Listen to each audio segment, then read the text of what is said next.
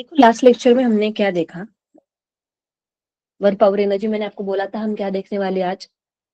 Power हमने देखा था, पावर का फॉर्मूला मैंने बताया था, उसके ऊपर क्वेश्चन करेंगे। उसके बाद इक्विलिब्रियम के ऊपर एक प्रीवियस ईयर क्वेश्चन हमारा बाकी है, वो हम करेंगे। ठीक है, उसके बाद हम सर्कुलर मोशन चैप्टर जो है वो क्या करेंगे, स्टार्ट करेंगे। ठीक है, तो देखो यहाँ पे पावर का फॉर्मूला क्या देखा था, average power equal to work done into क्या है यहाँ पे time. Average power equal to work done upon time, उसका जो यूनिट है जूल पर सेकेंड। या फिर work is equal to energy, तो यहाँ पे power is equal to energy upon क्या हो गया यहाँ पे टाइम। हम यहाँ पे पावर की यूनिट की बात करें, 1 किलोवाट मतलब क्या 1000 वाट हो जाएगा। 1 हॉर्स पावर मतलब क्या 176 वाट हो जाएगा। ओके, ये बात करते हैं इंस्टेंटेनियस पावर की। तो इंस्टेंटेनियस पावर कितना होता है, instantaneous power equal to force into velocity. Force और वेलोसिटी का अगर वेक्टर दिया है तो उनका डॉट प्रोडक्ट, या फिर फोर्स और वेलोसिटी के बीच में अगर थीटा एंगल हो तो यहाँ पे क्या है, power is equal to force into velocity cos theta. आगे बढ़ते हैं क्वेश्चन की तरफ। ठीक है, वन बाय वन क्वेश्चन को पढ़ दे समझ में क्या बोला है, सभी लोग देखेंगे यहाँ पे। An elevator in a building carrying the maximum of 10%। एक एलिवेटर ज्यादा से ज्यादा 10 लोग कैरी कर सकता है, with the average mass of each person में 68 kg। मतलब हर एक एवरेज मास जो है वो 68 kg है, मतलब 10 लोगों का मिला के कितना हो जाएगा, एक पर्सन का वेट कितना हो जाएगा, मास उसका 68 है तो वेट कितना होगा 680। और 10 लोगों का वेट कितना होगा, हाँ 680 मल्टीप्लाई बाय 10 दैट इज 6800। आगे बढ़ते हैं। The mass of the elevator itself, खुद एलिवेटर का जो मास है, खुद एलिवेटर का जो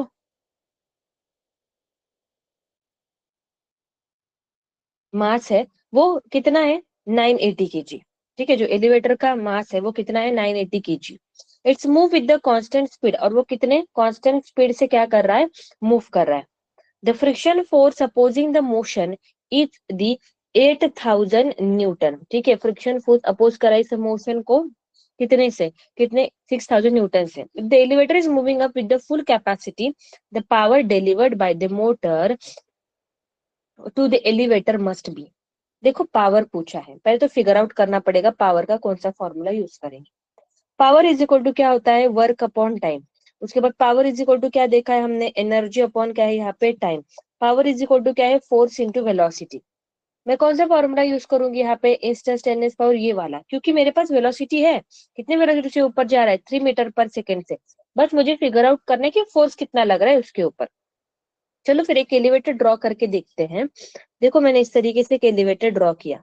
क्या बोला है, ये एलिवेटर मूव हो रहा है कितने, move itself with the constant velocity, with the constant velocity is equal to 3 metre per second. उसके बाद मान लो उसके अंदर 10 लोग हैं, 10 लोगों का वेट कितना लगेगा यहाँ पे बताओ, 68। एक का कितना है, देखो मास कितना है 68, तो वेट कितना होगा 680। 10 लोगों का कितना हो जाएगा 6800। उसके बाद खुद एलिवेटर का कितना लगेगा, खुद एलिवेटर का कितना है यहाँ पे 920 kg, तो 9200 ये वेट हो जाएगा। उसके बाद उन्होंने क्या बोला है, न्यूटन न्यूटन। उसके बाद उन्होंने बोला है कि फ्रिक्शन फोर्स तो लगेगा, एयर ड्रैग होता है, सभी चीजें होती है। अभी ये ऊपर जा रहा है ना, तो फ्रिक्शन फोर्स, अगर मैं ऊपर डायरेक्शन बता रही हूँ तो मतलब फ्रिक्शन फोर्स नीचे लगेगा। तो नीचे कितना फोर्स लग रहा है, नीचे लग रहा है that is equal to 6000 newton. Okay, और ये एलिवेटर जो है वो कैसे जा रहा है यहाँ पे, ऊपर जा रहा है, अपना ऊपर कांस्टेंट वेलोसिटी से जा रहा है ना यहाँ पे। तो ऊपर कौन सा फोर्स लग रहा होगा, यहाँ पे कुछ टेंशन फोर्स लग रहा होगा। समझ में ही चीज है, कांस्टेंट वेलोसिटी से मूव कर रहा है। ठीक है, ऊपर जा रहा है तो ऊपर कौन सा फोर्स लग रहा है, टी। और वेलोसिटी कांस्टेंट है, इसका मतलब टी जो है वो किसके बराबर रहेगा, इन तीनों के बराबर रहेगा। दैट इज 6000 प्लस 6800 प्लस 92 क्या हो जाएगा यहाँ पे 100 हो जाएगा। तो टी इक्वल टू क्या हो जाएगा 2000 न्यूटन। ओके, तो इतना क्या लग रहा है यहाँ पे टेंशन। तभी हम क्या निकालेंगे, पावर निकालेंगे। तो power is equal to T into V. देखो यहाँ पे वेलोसिटी मेंशन थी, पर ऐसा फोर्स ना ऐसा मेंशन नहीं था, दिखा नहीं था कि भाई फोर्स इतना है। ठीक है, फोर्स इतना, दिस मच फोर्स है, तो हमने सोचा कि फोर्स कितना रहेगा, ऊपर जा रहा है कांस्टेंट वेलोसिटी से, ठीक है, तो यहाँ पे इस तरीके से कितना फोर्स रहेगा, इतना। आगे बढ़ते हैं, तो कितना हो गया, 22000 इंटू क्या हो गया 3, तो आंसर कितना आ गया 66000 वैट। ऑप्शन नंबर क्या आ जाएगा यहाँ पे 66, दैट इज ऑप्शन नंबर क्या हो गया यहाँ पे सी हो गया। समझ में आया क्या आप लोगों को?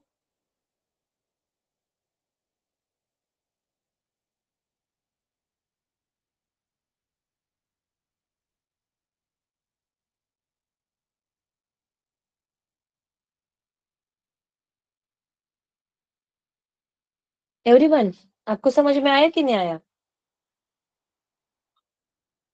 आप थंब शेयर कर सकते हो ना? हम्म। Okay, Jashandeep Kaur, Ludhiana, MTS school, okay good, okay, हाथ रेस भी कर सकते हो, ओके गुड। आगे बढ़ते चलो अगले क्वेश्चन की तरफ। हम्म, इसमें देखो, पढ़ो इसको।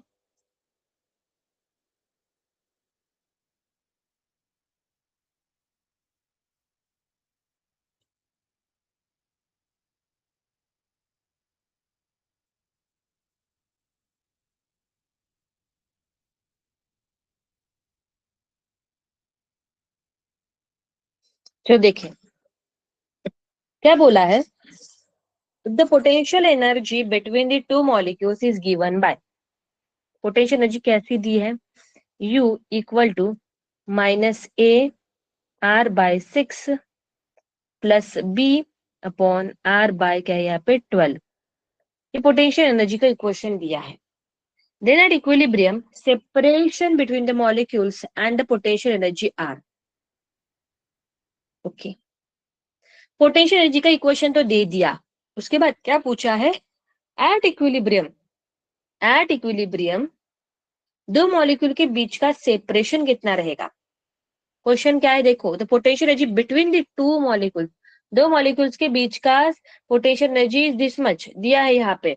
आर क्या है, उनके बीच का सेपरेशन है, फिर ए और बी क्या है, कांस्टेंट है, आर क्या है, मतलब पोटेंशियल एनर्जी देखो आर के ऊपर, डिस्टेंस के ऊपर डिपेंड है उन दोनों के बीच में। एट इक्विलिब्रियम, जब इक्विलिब्रियम कंडीशन है तो बताओ कि उनके बीच का तब सेपरेशन कितना रहेगा, मतलब तब आर की वैल्यू कितनी रहेगी, और उस वक्त पोटेंशियल एनर्जी कितनी रहेगी, हमें वो भी चीज क्या करिए पूछिए। ठीक है, समझते हैं यहाँ पे। पहले तो हम्म, पहले तो मुझे एक चीज बता कि इक्विलिब्रियम मतलब क्या। इक्विलिब्रियम मैंने बोला था, जैसे इक्विलिब्रियम बोले तो मतलब क्या है, summation of force equal to क्या होता है, जीरो। इक्विलिब्रियम कंडीशन मतलब summation of force equal to क्या होता है, zero, that is force equal to क्या होता है, zero, equilibrium condition.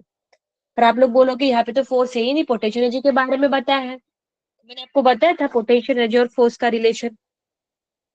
Force equal to क्या होता है, फोर्स इक्वल टू होता है डी यू बाय क्या होता है यहाँ पे डी आर, मतलब हम जिससे डिफरेंशिएट करेंगे rate of change of potential energy with respect to distance, that is nothing but क्या हो गया यहाँ पे, या फिर position, that is equal to force होता है। यहाँ पे मैं उसको मैग्नीट्यूड में लिखूंगी, एक्चुअली यहाँ पे माइनस साइन है, तुम्हें पता होगा f is equal to negative of d u by d r. तो यहाँ पे तो इक्विलिब्रियम कंडीशन है, एट इक्विलिब्रियम, ओके। पहले तो एफ निकाल लेके हम लोग, पहले एफ निकाल लेते हैं, चलो पहले एफ निकाल लेते हैं। एफ कैसे आ जाएगा, डी बाई डी आर, चलो डालो, यू की वैल्यू कितना है, -A upon R/6 plus B upon क्या हो जाएगा, R/12। इसको डिफरेंशिएट करना पड़ेगा, सब दोनों को डिफरेंशिएशन जो है वो क्या कर देंगे हम लोग, बांट देंगे। ठीक है, तो क्या हो जाएगा बताओ, d by d r equal to क्या हो जाएगा, -A/R6 प्लस क्या हो जाएगा, डी बाई डी आर क्या हो जाएगा, बी बाई क्या हो जाएगा, R/12 हो जाएगा। ठीक है, तो एफ इज इक्वल टू क्या हो जाएगा बताओ, यहाँ पे माइनस से हमने कॉमन निकाल दिया, ए कौन से बाहर निकाल दिया, डी बाई डी आर, ये आर ऊपर चला जाएगा तो -6 हो जाएगा, बी कौन से ने बाहर निकाल दिया, डी डी आर ऑफ क्या करेंगे आर, क्या हो जाएगा -12। चलो इसको डिफरेंशिएट करो, ये फॉर्मूला किस तरीके से, इसका डिफरेंशिएशन करना है और इसका डिफरेंशिएशन करना है, ये किस तरीके से तुम्हें पता होगा, x to the power n, x to the power n का डिफरेंशिएशन क्या होता है, x to the n into x to the power n -1 होता है, तो यहाँ पे एन की वैल्यू क्या है, -6 पहले इसमें, तो इसका डिफरेंशिएशन करेंगे f is equal to -A equal to क्या हो जाएगा, -6 आर टू द पावर -6 -1 हो जाएगा, प्लस बी इक्वल टू क्या हो जाएगा -12, आर टू द पावर क्या हो जाएगा -12 -1 हो जाएगा। तो f is equal to -a, minus minus plus हो गया, देखो 6, आर टू द पावर क्या हो जाएगा -7, ओके। और ये क्या हो जाएगा -12 b, r to the power क्या हो जाएगा -12, इसको नीचे डाल दो, f is equal to a 6a upon r to the power 7 -12b upon r to the power 12, नीचे चला गया। तो ये फोर्स का इक्वेशन मिल गया। देखो इस तरीके से फोर्स का इक्वेशन निकाल सकते हैं बाय यूजिंग किसका, पोटेंशियल एनर्जी का। मैंने पढ़ाया है आप लोगों को ऊपर, पोटेंशियल एनर्जी के बारे में पढ़ाया है यहाँ पे, ठीक है। देखो देखो यहाँ पे फोर्स, देखो force negative of d u by D. आगे बढ़ते हैं। अभी क्या करें, इक्विलिब्रियम कंडीशन पे आर की वैल्यू बताओ। तो एट इक्विलिब्रियम, तो एट इक्विलिब्रियम 0 इक्वल टू क्या हो जाएगा 6a r7 -12 b अपॉन क्या हो जाएगा r12। ओके, इधर ले आओ उसको, आर की वैल्यू निकालते हैं ना। 12 बी अपॉन क्या हो जाएगा r12 equal to 6a upon क्या हो जाएगा r7, क्या कट हो जाएगा यहाँ पे, आर निकालना है ना, इसको इधर ले आते हैं। 12 बी अपॉन क्या हो जाएगा 6a is equal to r12 upon क्या हो गया r7। तो ये क्या हो जाएगा, इसको 4b किससे करें, 2 से करेंगे ना, 6 से नहीं है। हाँ, तो ये क्या हो जाएगा 2b अपॉन क्या हो जाएगा यहाँ पे a हो जाएगा, और ये r टू द पावर क्या बचेगा बताओ, 12 है, 7 ऊपर चला गया,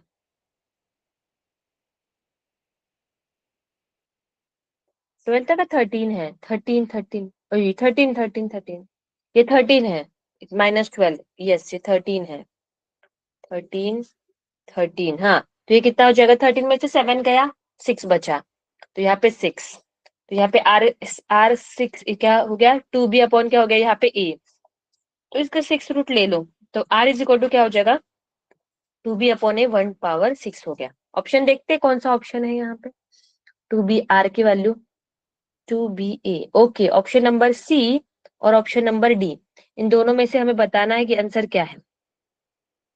ओके, देखो दोनों ऑप्शन सेम है ना, इसका मतलब अगर अलग अलग रहते तो एक निकाल के हो जाता, अभी हमें पोटेंशियल एनर्जी भी निकालनी पड़ेगी, ये दोनों तो वैसे भी क्या हो गए अभी कैंसिल हो गए।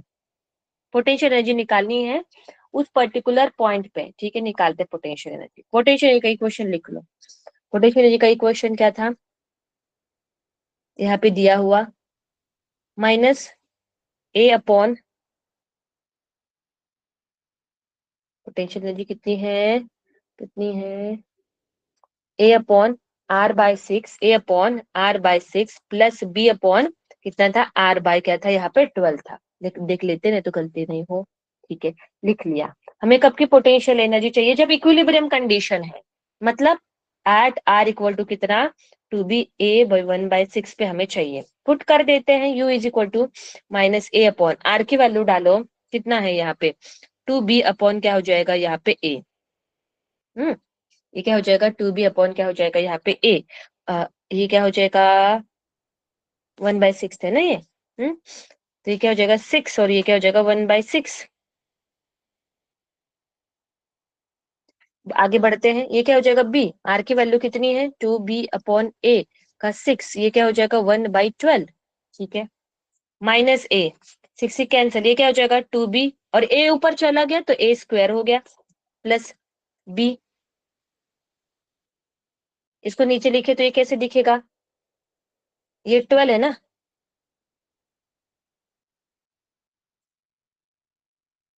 ये 12 है,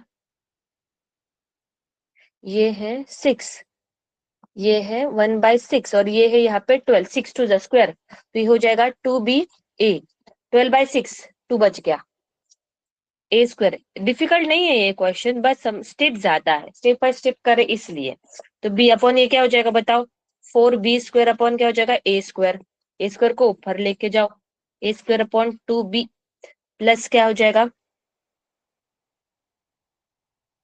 यहाँ पे ए स्क्वायर अपॉन क्या हो जाएगा, यहाँ पे नीचे 4b, क्योंकि मैंने b से इसको कट कर दिया ना, इसलिए ये 4b बच गया। तो यहाँ पे ये आ गई u is equal to this much. एक काम करते, 2a स्क्वायर अपॉन क्या हो जाएगा 4b प्लस क्या हो जाएगा a स्क्वायर अपॉन 4b, 2 से मल्टीप्लाई डिवाइड कर दिया इस वाले टर्म को, तो क्या हो जाएगा यहाँ पे क्या बचा फिर, यहाँ पे माइनस ए स्क्वायर अपॉन क्या हो जाएगा यहाँ पे 4b। तो माइनस ए स्क्वायर अपॉन 4b कहाँ है, कहाँ है, कहाँ है, कहाँ है, ये माइनस ए स्क्वायर अपॉन 4b, यहाँ पे 2b है, स्लाइट डिफरेंस। ऑप्शन नंबर क्या है यहाँ पे, C is the answer. First of all सभी लोग बताएंगे समझ में आया कि नहीं आया, मैंने बहुत स्टेप बाय स्टेप समझाया आप लोगों को ये वाला question. Potential energy is important, सभी लोग बताएंगे मुझे, एवरीवन।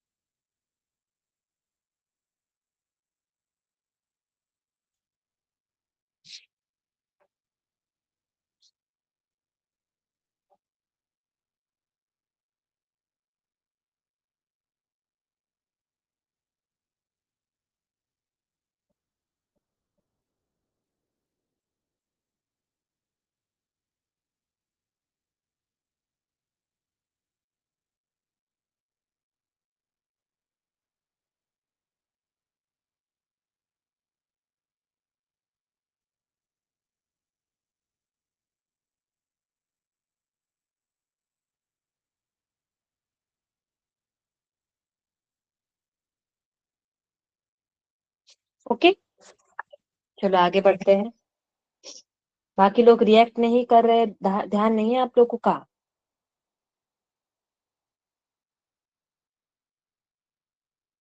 चलो नया चैप्टर स्टार्ट करना है अभी हमें।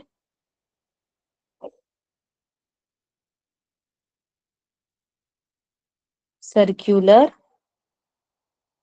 मोशन। ओके, नया चैप्टर स्टार्ट करेंगे, सर्कुलर मोशन।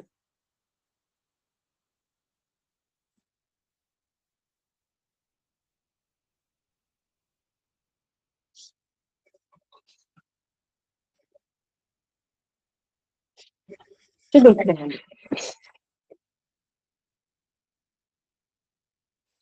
सर्कुलर मोशन क्या होता है, देखो। When a particle moves in a plane such that distance from the fixed or the moving point remain constant, then its motion is known as circular motion with respect to that fixed moving point. And the fixed point is called as center, and the distance of the point from it is called as radius. क्या बोला, circular motion मतलब क्या, एक fix point consider कर लिया, वो fix point motion में है या रेस्ट में उससे कोई फर्क नहीं पड़ रहा है, वो फिक्स पॉइंट है। और उस फिक्स पॉइंट से कोई एक पार्टिकल जो है वो कांस्टेंट डिस्टेंस से मूव कर रहा है। कांस्टेंट डिस्टेंस यहाँ से मतलब हर जगह डिस्टेंस सेम है, यहाँ से भी डिस्टेंस आर आएगा, यहाँ से भी डिस्टेंस आर, यहाँ से भी डिस्टेंस आर, यहाँ से भी डिस्टेंस आर, यहाँ से भी डिस्टेंस आर, मतलब इतने ही डिस्टेंस में घूमना है। मतलब सीधी सी बात है, ये कैसे घूमेगा, इस तरीके से सर्कुलर ऑर्बिट में घूमेगा, सर्कुलर शेप में इस तरीके से घूमेगा, उसे बोला जाता है सर्कुलर मोशन। ठीक है, चलो आगे बढ़ते हैं। तो यहाँ पे ये सर्कल हो गया, इसका क्या हो गया यहाँ पे सेंटर, और ये क्या है, ये हमारी यहाँ पे रेडियस, और ये जो है मेरा यहाँ पे कौन है, ये है ऑब्जेक्ट। और ये ऑब्जेक्ट मान लो कुछ लीनियर वेलोसिटी v से क्या कर रहा है, घूम रहा है इसके अराउंड इस तरीके से गोल गोल। ठीक है, आगे बढ़ते हैं। अभी मुझे कुछ टर्मिनोलॉजीज देखने हैं इसके बारे में, सर्कुलर मोशन के बारे में, जो हमें इम्पोर्टेंट है। जैसे हम काइनेमेटिक्स में हमने देखे थे, जब मोशन स्ट्रेट लाइन स्टार्ट किया था, that is displacement, angular displacement, velocity, speed, acceleration. Similarly इस सर्कुलर मोशन के रिलेटेड अभी हमें देखना है। सबसे पहले अभी हम देखेंगे एंगुलर पोजीशन। क्या देखेंगे, एंगुलर पोजीशन। ठीक है, एंगुलर पोजीशन मतलब क्या कि स्पेस में उसकी लोकेशन कहाँ पे है, स्पेस में उसकी लोकेशन कहाँ पे, उस पॉइंट की अगर मैंने कोऑर्डिनेट एक्सिस ड्रॉ कर लिए तो मुझे कौन बताता है, यहाँ पे पोजीशन वेक्टर बताता है। लेट्स से यहाँ पे अगर देखा जाए इस तरीके से, अगर मैंने यहाँ पे एक्सिस ड्रॉ कर लिए, कोऑर्डिनेट एक्सिस,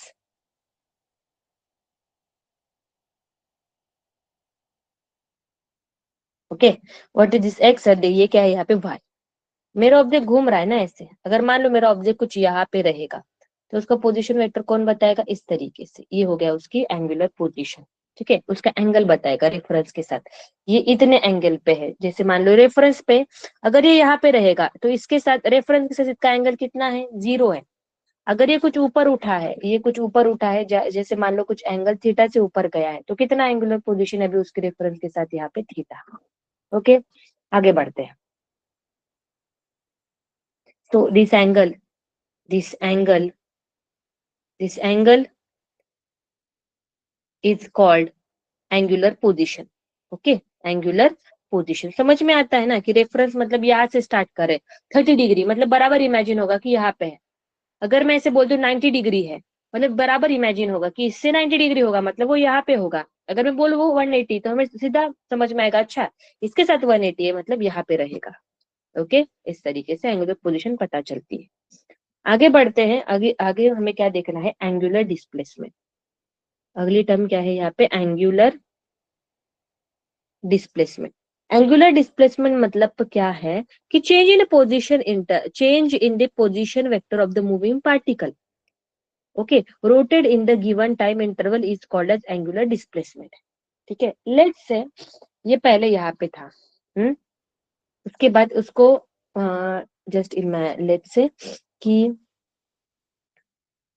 ये पहले था यहाँ पे, ओके, तो इसका ये एंगल कितना है यहाँ पे, मान लो थीटा 1। उसके बाद ये पहुंच गया यहाँ पे, ओके, तो ये पहुंच गया यहाँ पे, तो इसका ये एंगल कितना है यहाँ पे, थीटा 2। पहले यहाँ पे था, यहाँ पे था, ये चीज क्या है, इतनी उसने क्या करी है, एंगुलर डिस्प्लेसमेंट, इतनी उसने क्या करी है यहाँ पे, एंगुलर डिस्प्लेसमेंट। ये जो है ये उसने क्या करी है, एंगुलर डिस्प्लेसमेंट, एंगुलर डिस्प्लेसमेंट। तो एंगुलर डिस्प्लेसमेंट हम कैसे कैसे दिखाएंगे, डेल्टा थीटा से।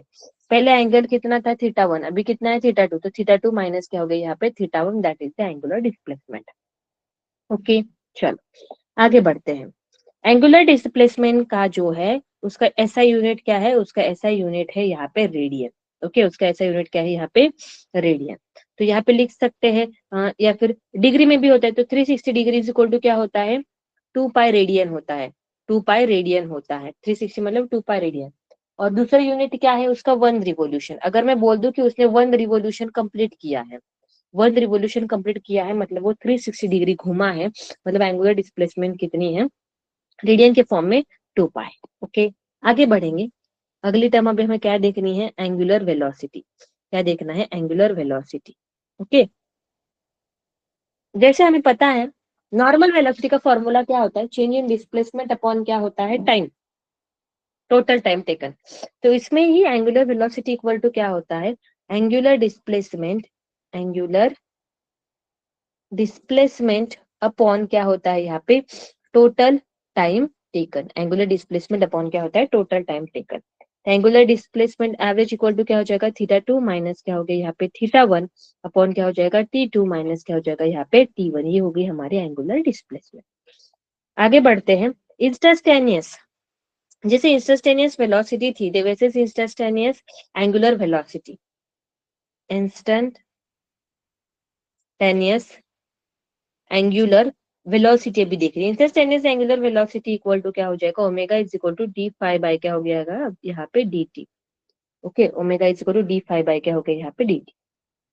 आगे बढ़ते हैं इसी चीज को लेके।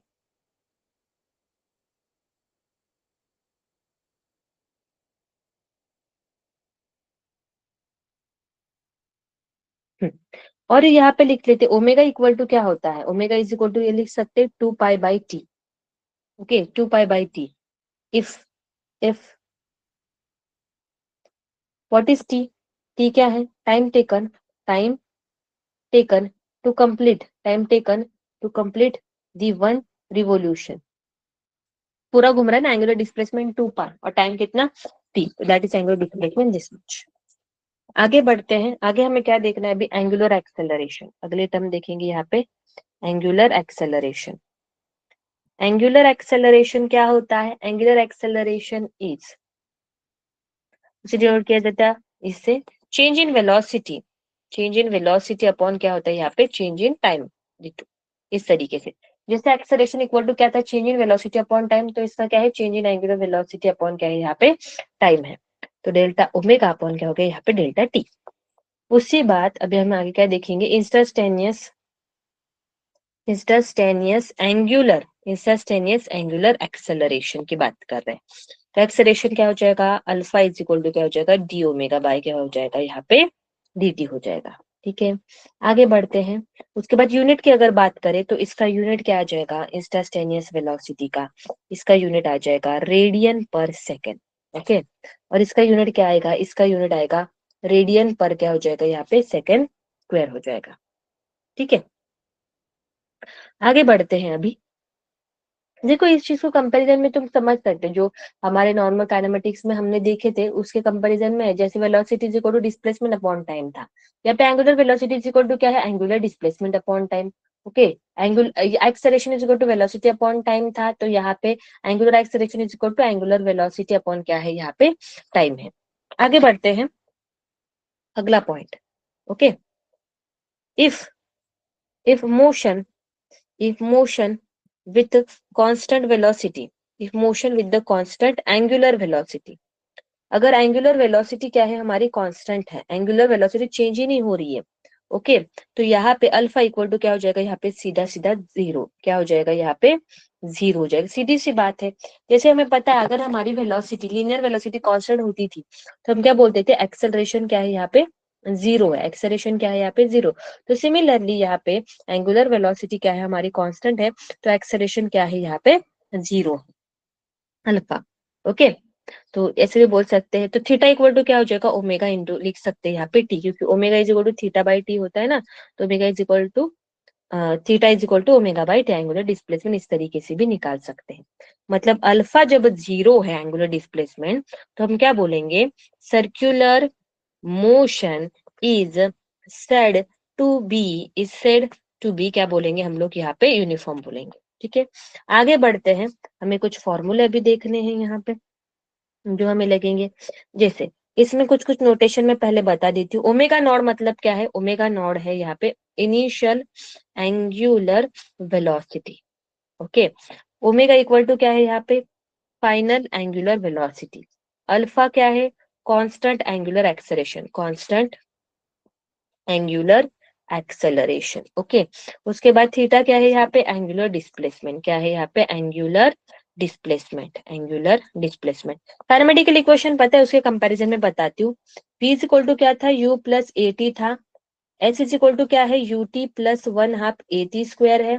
उसके बाद v square is equal to u square plus क्या है, 2s। यही इक्वेशन यहाँ पे उठा के बनाने हैं इसके कंपैरिजन में। देखो v मतलब फाइनल ना एंगुलर वेलोसिटी, यहाँ पे ओमेगा, इनिशियल एंगुलर वेलोसिटी कितनी, ओमेगा नॉट, तो यहाँ पे ओमेगा नॉट प्लस एक्सेलरेशन क्या है, अल्फा, तो यहाँ पे क्या हो गया, टाइम। तो ये क्वेश्चन बन गया।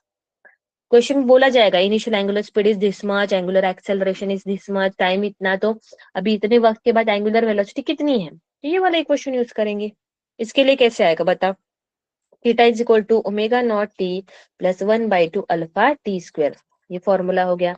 इसके लिए कैसे आएगा, omega square is equal to omega naught का स्क्वायर प्लस क्या हो जाएगा, टू अल्फा क्या हो जाएगा यहाँ पे, थीटा। ओके, उसके बाद एक और फॉर्मूला देखना है हमें, थीटा इक्वल टू क्या होता है, omega plus omega naught by two into क्या हो जाएगा यहाँ पे टी। उसके बाद angular displacement in the nth second is given by omega naught plus, याद आ रहा होगा डिस्प्लेसमेंट इन nth सेकंड का फॉर्मूला, तो ये angular displacement in nth second alpha by two, ये क्या हो जाएगा, theta n minus theta n minus क्या हो जाएगा यहाँ पे वन। ये वाले फॉर्मूले जैसे क्वेश्चन करेंगे उसमें यूज में आएगा ही। ये तीनों तो कंपेरिजन से समझ में आ गया। ठीक है, उसके बाद बात करेंगे हम लोग डायरेक्शन। ठीक है, angular displacement, angular velocity, angular acceleration are the vector quantity, क्या है वो लोग, वेक्टर क्वांटिटी है। वेक्टर क्वांटिटी है तो उनके डायरेक्शन की बात करते हैं कि यहाँ पे यहाँ पे जो है हमारा theta alpha omega are, theta alpha omega are vector quantity, vector quantity. So so their direction is direction is given by right hand thumb rule, given by right hand thumb rule, given by right hand thumb rule. जैसे बताओ मैं right hand thumb rule, तो उसमें जो thumb है thumb shows thumb show direction of theta alpha omega and curled finger is around the path कौन सा path? Circular path. देखो समझाती हूँ इस तरीके से, सर्कुलर पाथ है, ये टेबल के ऊपर मैंने रखा है, रेडियस आर है, मेरा ऑब्जेक्ट जो वो ऐसे ऐसे ऐसे ऐसे घूम रहा है। तुम हमारा अपना राइट हैंड ले लो, राइट हैंड उठा लो,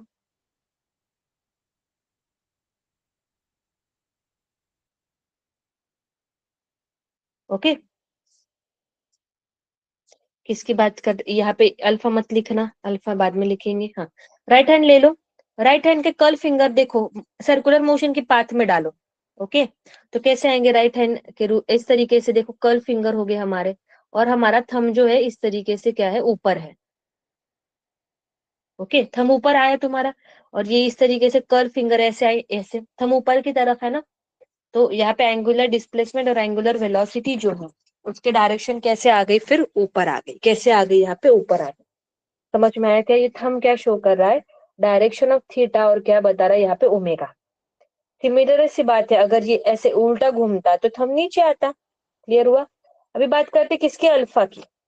अगर स्पीड अप हो रहा है, अगर स्पीड अप हो रहा है तो जिस डायरेक्शन में अल्फा है, speed up omega increasing, then alpha direction in the direction of क्या हो जाएगा यहाँ पे, ओमेगा। सीधी सी बात है, अगर ऐसे जाते जाते उसकी वेलोसिटी अगर बढ़ रही है तो एक्सेलरेशन भी उसी डायरेक्शन में रहेगा, सीधी सी बात है। पर अगर एंगुलर वेलोसिटी डिक्रीज हो रही है, then alpha direction is opposite to the direction of क्या हो जाएगा यहाँ पे, ओमेगा हो जाएगा। समझ में आ गई चीज है यहाँ तक? पहले तो एक बात बताओ, यहाँ तक चीजें क्लियर हुई कि नहीं हुई? सभी लोग बताएंगे मुझे अभी।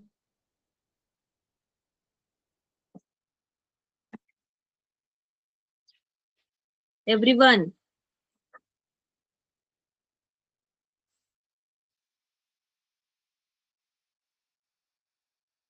क्लियर हुआ कि नहीं हुआ आप लोगों को? बताओ फटाफट। Very good, okay. चलो अगला टॉपिक देखना है, ये टॉपिक खत्म करके फिर हम सेशन एंड करेंगे। पहले टॉपिक समझ लो कौन सा देखना है अभी हमें। क्या है अभी हमें देखना है, radial and tangential acceleration, in circular motion there are the two types of acceleration. First one is tangential, second one is centripetal. तो सेंट्रीपेटल को ही क्या बोला जाता है, रेडियल बोला जाता है। टेंजेंशियल एक्सेलरेशन मतलब क्या, component of acceleration which is responsible for, it is responsible, एक तो एक्सेलरेशन होता है पर एक्सेलरेशन जो है उसके अगर मैं कंपोनेंट बना दूं, हाँ उसके अगर मैं कंपोनेंट बना दूं, जैसे फॉर एग्जांपल कंपोनेंट कैसे बन रहे देखो, हाँ ये सर्कल है, सर्कुलर मोशन, इस तरीके से ऑब्जेक्ट ऐसे जा रहा है, और यहाँ पे ये पार्टिकल है, इसका एक्सेलरेशन ऐसे रहेगा, ऐसे जा रहा है और एक्सेलरेशन बढ़ रहा है तो उसी डायरेक्शन में रहेगा, ठीक है। यहाँ पे यहाँ पे ड्रॉ कर लेती हूँ, तो इसका कुछ एक्सेलरेशन है, इसमें देखो नॉर्मल, या फिर पहले काम करते इसको देखते, टेंजेंशियल एक्सेलरेशन इस तरीके से अलोंग और रेडियल जो है इस तरीके से, दिस इज द टेंजेंशियल, और ये क्या हो गया यहाँ पे रेडियल। तो ये जो टेंजेंशियल एक्सेलरेशन है, it is responsible for changing the speed, changing the speed of the particle. Okay, और इट इज रिस्पॉन्सिबल फॉर, और ये किसके लिए है, इट इज रिस्पॉन्सिबल फॉर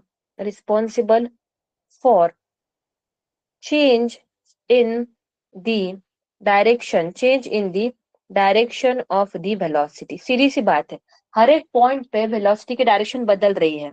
जब वो यहाँ पे है तो वेलोसिटी की डायरेक्शन ऐसे, जब वो यहाँ पे तो वेलोसिटी की डायरेक्शन ऐसे ऐसे ऐसे, और साथ में वो आगे बढ़ते जा रहे, स्पीड अप भी हो रहा है, वेलोसिटी की वैल्यू भी बढ़ रही है।